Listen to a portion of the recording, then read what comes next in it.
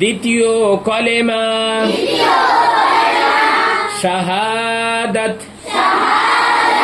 আশহাদু আল্লা ইলাহা ইল্লাল্লাহু ওয়া আশহাদু আন্না মুহাম্মাদান আবদুহু